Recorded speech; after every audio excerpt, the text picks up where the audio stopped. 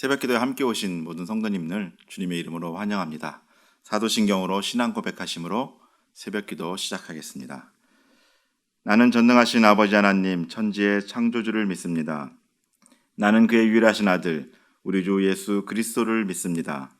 그는 성령으로 잉태되어 동정녀 마리아에게서 나시고 본디오 빌라도에게 고난을 받아 십자가에 못 박혀 죽으시고 장사된 지 사흘 만에 죽은 자 가운데서 다시 살아나셨으며 하늘에 오르시어 전능하신 아버지 하나님 우편에 앉아 계시다가 거기로부터 살아있는 자와 죽은 자를 심판하러 오십니다.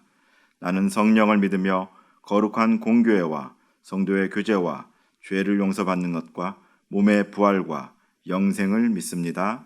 아멘. 383장 함께 찬송하시겠습니다. 383장 함께 찬송하시겠습니다.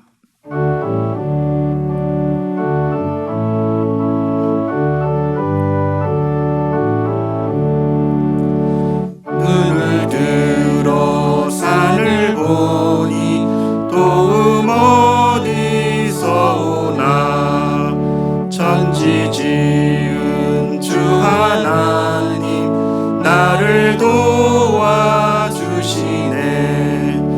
나의 발이 실족과 함께 주가 깨어 지키며 택한 백성 항상 지켜 길이 보호하시네.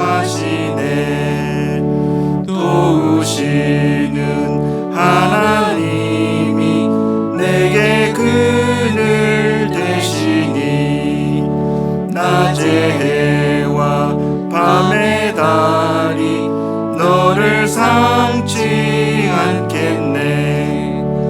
내게 화를 주지 않고 오늘 보호하시며 너의 주님 지금부터 영영 인도하시리. 아멘.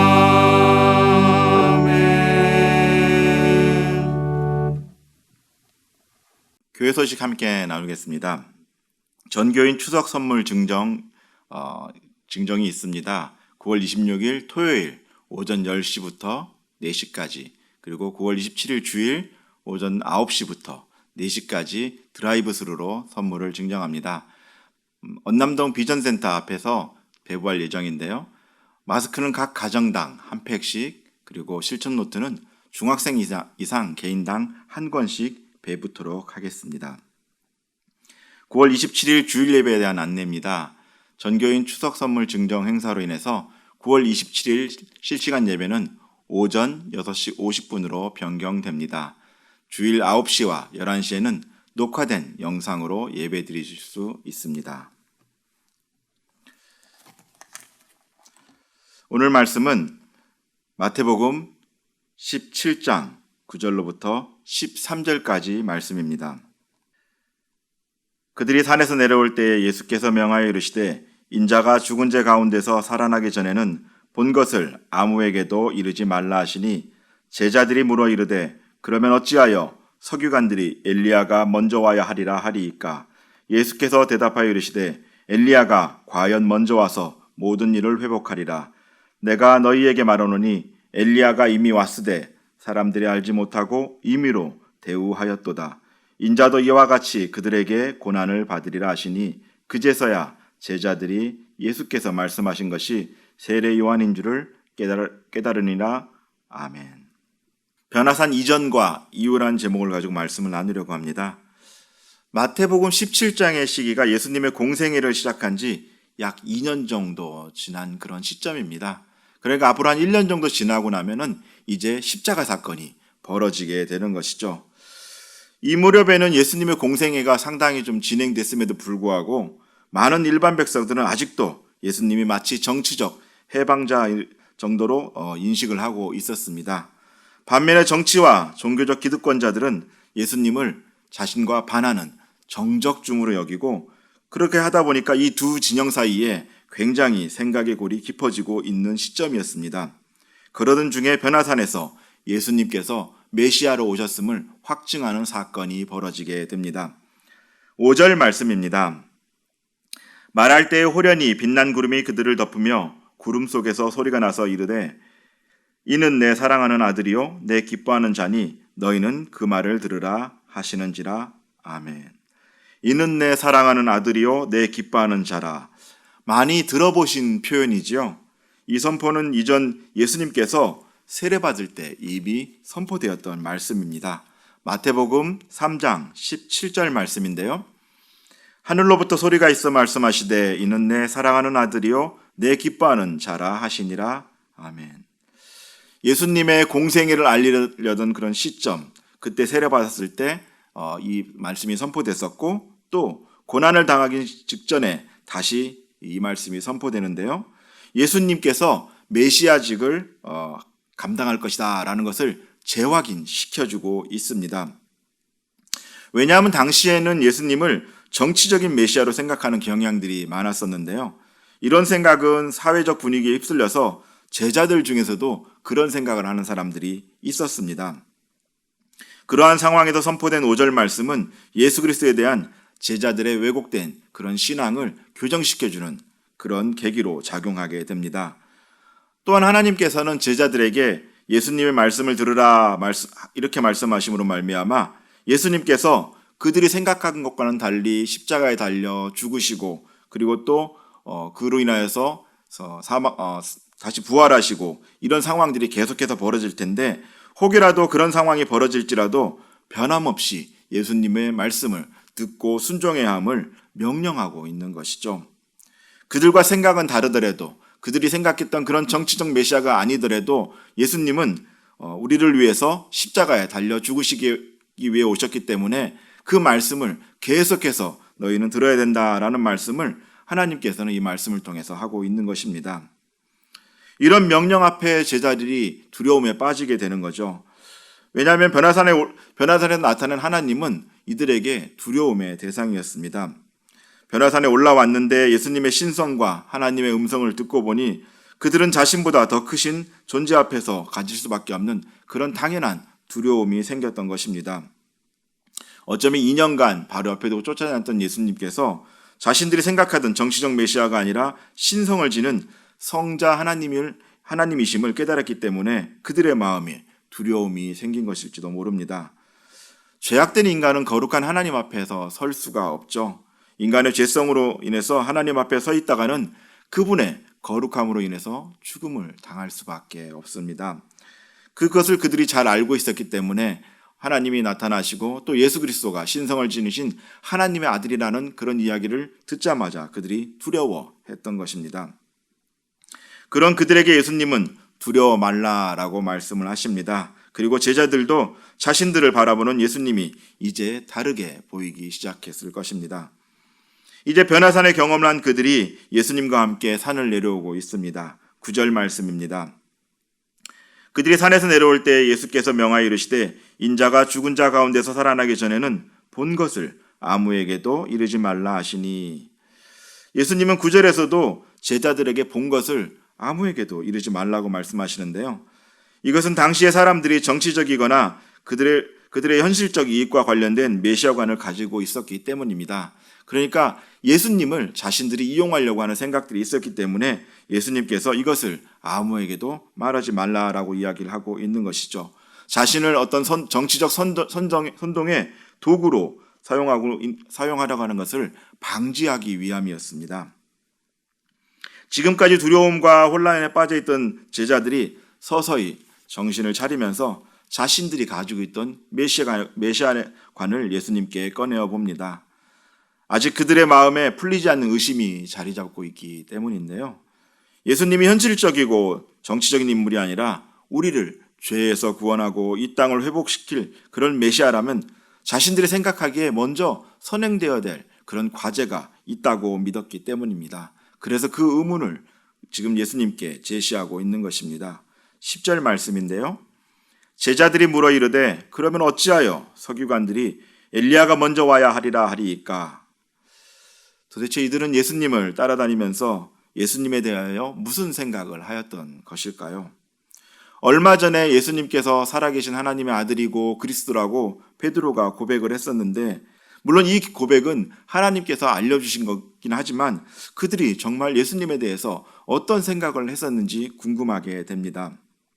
이 질문을 보면은 그들이 실제적으로 예수님을 어떻게 생각하고 있는지에 대한 것을 반증하고 있는데요.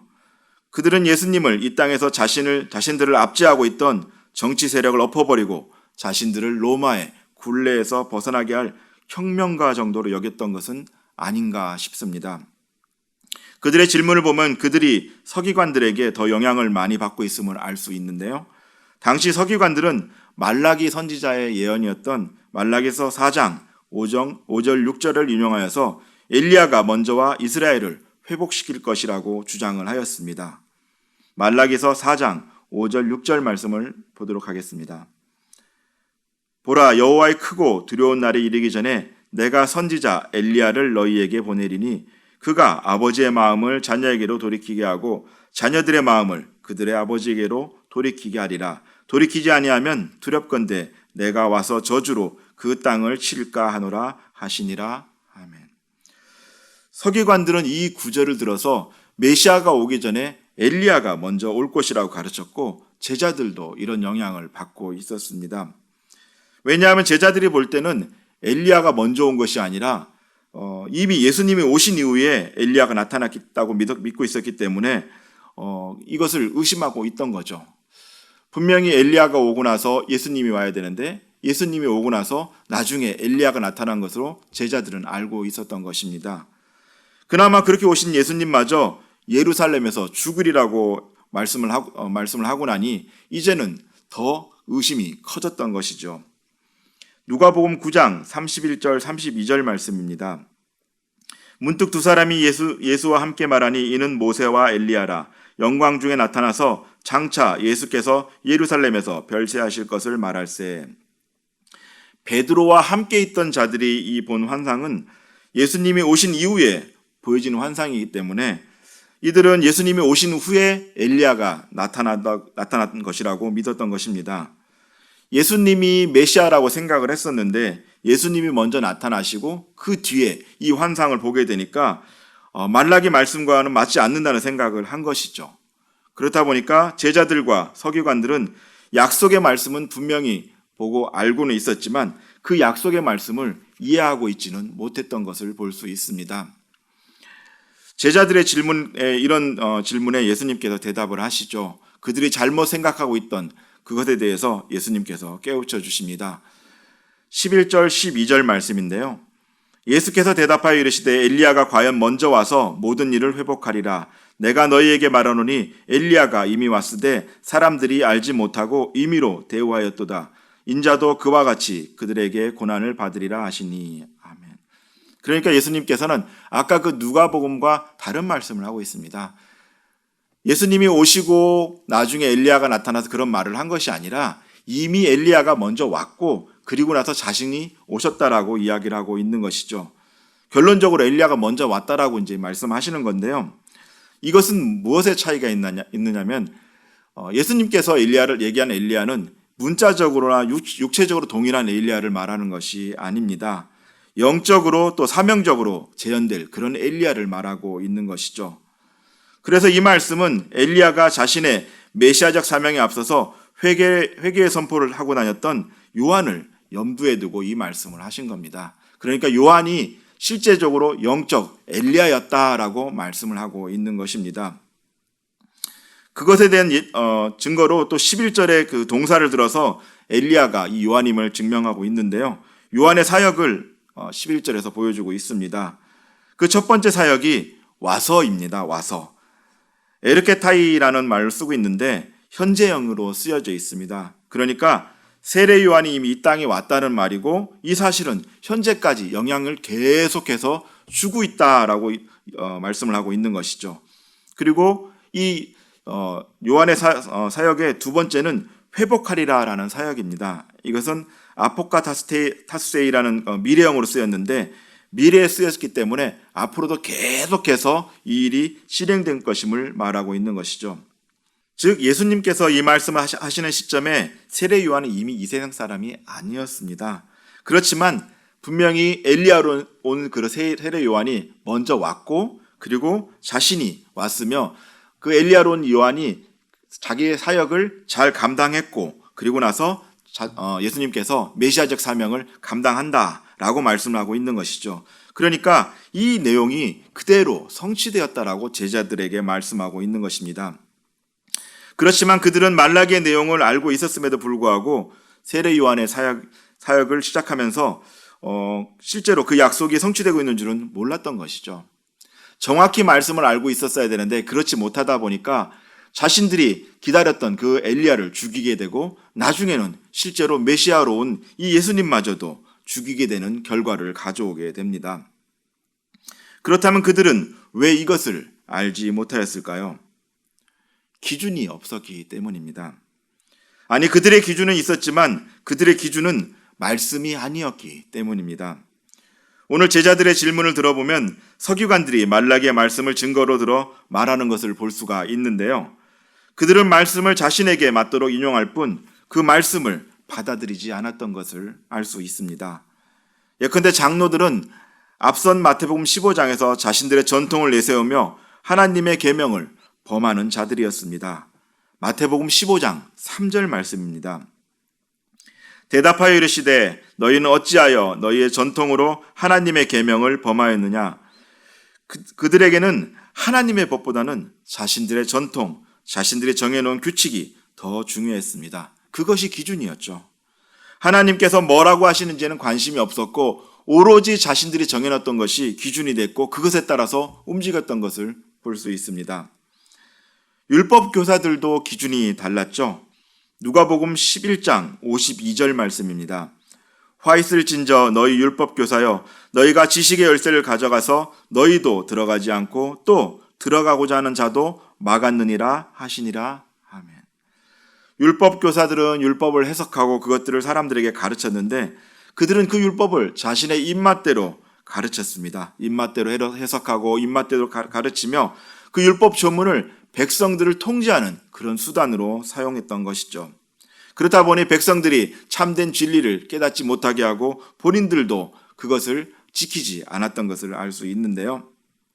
그로 인해서 모든 사람들이 함께 망하는 길로 인도했던 것이 이 율법 교사들의 역할이었습니다. 말씀을 따르는 척하나 그 기준들이 자신들에게 있고 자신의 기득권에 있었기 때문에 그들 역시 말씀을 바로 해석하고 말씀을 따라 살지는 않았던 것을 볼 수 있습니다.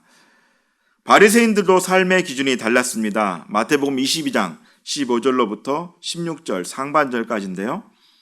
이에 바리새인들이 가서 어떻게 하면 예수의 말에 올무에 걸리게 할까 상의하고 자기 제자들을 헤롯 당원들과 함께 예수께 보내요. 바리새인들은 원래 로마 통치 대리인으로서 있는 헤롯 왕의 정책 지지자인 헤롯 당원들, 이 사람들과는 정적 관계에 있었습니다. 서로 굉장한 적대적 관계에 있었죠. 그런데 그들이 예수를 잡기 위해서 함께 연합하는 것을 볼 수 있습니다. 그들은 진리가 기준이 아니라 말씀이 기준이 아니라 자신의 안위와 권력 유지에만 관심이 있었습니다. 그렇다 보니 자신들이 정해놓은 기준마저도 조변석계로 바꿔가며 일관성도 없이 그들이 필요한 사람들과 연합하고 야합하며 이렇게 지냈던 것을 볼 수 있는데요. 자신들의 기득권을 유지하는 데 필요하다면 반대 세력과 정치적인 결합도 서슴지 않았던 것입니다. 그렇다면 대제사장들은 어떨까요? 마태복음 26장 59절 말씀입니다.